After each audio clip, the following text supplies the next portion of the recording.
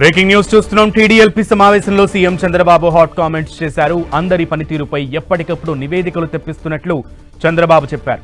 కొన్ని సందర్భాల్లో మనం మంచి చేసి కూడా చెప్పుకోలేకపోతున్నామన్నారు. జగన్ కుట్రల్ని తిప్పికొడుతూ అప్రమత్తంగా ఉండాలని నేతలకు సూచించారు.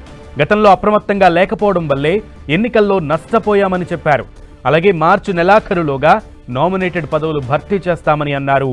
ఎమ్మెల్యేలు బహిరంగంగా నోరు అదుపులో పెట్టుకుని మాట్లాడాలని చంద్రబాబు హెచ్చరించారు. అనవసరమైన విషయాలు మాట్లాడొద్దని సూచించారు. మనం పొరపాటు మాట్లాడితే విపక్షం అవకాశంగా తీసుకుంటుందని చెప్పుకొచ్చారు. ఎమ్మెల్యేలకు, ప్రజలకు, క్యాడర్కు మధ్య సమన్వయం పెరగాలని నేతలకు దిశానిర్దేశం చేశారు చంద్రబాబు.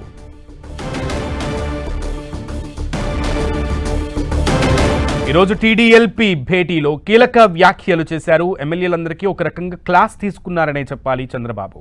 పూర్తి సమాచారం మా ప్రతినిధి రవిచంద్ అందిస్తారు. రవిచంద్. సునీల్, ముఖ్యమంత్రి చంద్రబాబు టీడీఎల్పీ సమావేశంలో కొంత సీరియస్ టాపిక్స్ అయితే లేవనెత్తారని చెప్పుకోవచ్చు. ఎందుకంటే కొంతమంది ఎమ్మెల్యేలు నోరు జారుతున్నారు, కొంత జాగ్రత్తగా ఉండాల్సిన అవసరం ఉంది. అధికారులతో వ్యవహారాలు డీల్ చేసేటప్పుడు జాగ్రత్తగా ముందుకు వెళ్లాలని కూడా ఆయన హితబోధ అయితే చేసిన పరిస్థితి కనిపిస్తుంది. కొన్ని చోట్ల కొత్తగా ఎన్నికైన ఎమ్మెల్యేలు ఇంకా నా మైండ్ సెట్ అర్థం చేసుకోవటం లేదు. సీనియర్స్కి అయితే నా భావన కావచ్చు, నేను ఏ విధంగా పనిచేస్తానో వారికి కొంత అనుభవం ఉంది. కానీ కొత్త వారు కూడా తనని ఆచరించాలని కూడా ఆయన చంద్రబాబు కోరటం జరిగింది. ఏదైతే పార్టీ ఇబ్బందుల్లో ఉన్నప్పుడు కావచ్చు, అనేక అంశాల్లో కొంతమంది సీనియర్స్ బాసటగా నిలుస్తున్నారని చెప్పి ఏదైతే ఎరపతినేని శ్రీనివాసరావు వ్యవహారాన్ని ప్రస్తావించారు. అక్కడ ఏదైతే 2014 ముందు సమైకాంధ్ర ఉద్యమాలు జరుగుతున్న నేపథ్యంలో నన్ను ఆంధ్రప్రదేశ్లో పర్యటిస్తే వ్యతిరేకత వస్తుందని చాలా మంది నేతలు హెచ్చరించినా కూడా ఆనాడు గురజాల ఎమ్మెల్యేగా ఉన్న ఎరపతినేని శ్రీనివాసరావు ధైర్యంగా ముందుకు వచ్చి నన్ను ఏదైతే ఆయన కాన్స్టిట్యున్సీలో తిప్పారు, ఆ విధంగా పార్టీకి ఊపు వచ్చింది. 2014లో గెలవడానికి కొంత కారణమైందనే విధంగా కూడా ఆయన వ్యాఖ్యలు చేశారు. ఎందుకంటే పార్టీ కొన్ని సందర్భాల్లో మంచి చేసినా కూడా చెప్పుకోలేని పరిస్థితి ఉంది. ఎందుకంటే ఉదాహరణకి జగన్మోహన్ రెడ్డి ఇంటి ముందు ఏదైతే గడ్డి తగలబడింది, కానీ సీసీ కెమెరా ఫుటేజ్ కూడా అక్కడ లేదు. ఎందుకంటే దీంట్లో కుట్రకోణం ఉందనే విధంగా కూడా ఆయన వ్యాఖ్యలు చేశారు. ఎందుకంటే గతంలో కూడా వివేకానంద రెడ్డి హత్య జరిగినప్పుడు కూడా అందరూ కూడా ఏదైతే నారాసుర రక్త చరిత్ర అని తనపై నిందలు వేశారని, కానీ అప్పుడున్న వివేకానంద రెడ్డి కుమార్తె కూడా ఆ అంశాన్ని నమ్మింది. కానీ తర్వాత జరిగిన పరిణామాల నేపథ్యంలో అవన్నీ తప్పని తెలుసుకుని ఆయన కుమార్తె కోర్టుకు వెళ్లి నిజాలని బయటపెట్టే పరిస్థితి వచ్చింది. ఈ విధంగా ఎప్పుడైతే మనం తప్పు చేయలేదో ఆ అంశాలని బయట పెట్టాల్సిన అవసరం ఉంది. ఆనాడు ఇంటెలిజెన్స్ వ్యవస్థ కూడా విఫలమైంది.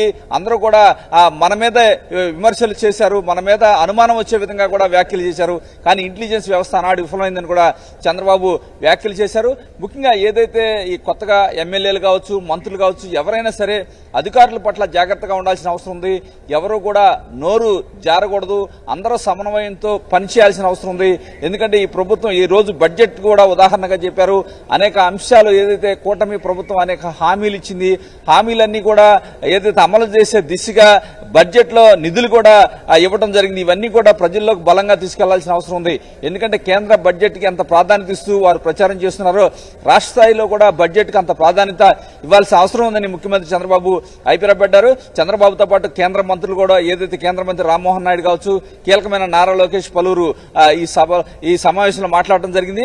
అదేవిధంగా కొంతమంది ఎమ్మెల్యేలు బుచ్చి చౌదరి కావచ్చు, జీవి ఆంజనేయులు ఎమ్మెల్యేలకు నిధులు కావాల్సిన అవసరం ఉంది నియోజకవర్గాల అభివృద్ధికి అని చెప్పడం జరిగింది. ముఖ్యమంత్రి కూడా ఏదైతే రాబోయే రోజుల్లో ఆర్థిక పరిస్థితి మెరుగుపడిన తర్వాత నియోజకవర్గాలకు నిధులు కేటాయిస్తానని కూడా ముఖ్యమంత్రి చెప్పిన పరిస్థితి నేతలైతే చెప్తున్నారు. ఏదేమైనా ఒక రకంగా ఏదైతే ఎమ్మెల్యేలు కొత్తగా ఎన్నికయ్యారు కావచ్చు, పాత ఎమ్మెల్యేలు అయినా కూడా జాగ్రత్తగా పనిచేసుకోవాల్సిన అవసరం ఉంది. మరోసారి పోటీ చేసి గెలిచే విధంగా మీ వ్యవహార శైలి ఉండాలి. ఎవరైనా సరే తేడా చేస్తే ఉపేక్షించడానికి కూడా ఒక రకమైన కఠినమైన వార్నింగ్ అయితే ఇచ్చారని చెప్పుకోవచ్చు. Sunil. Okay Ravichand, thank you.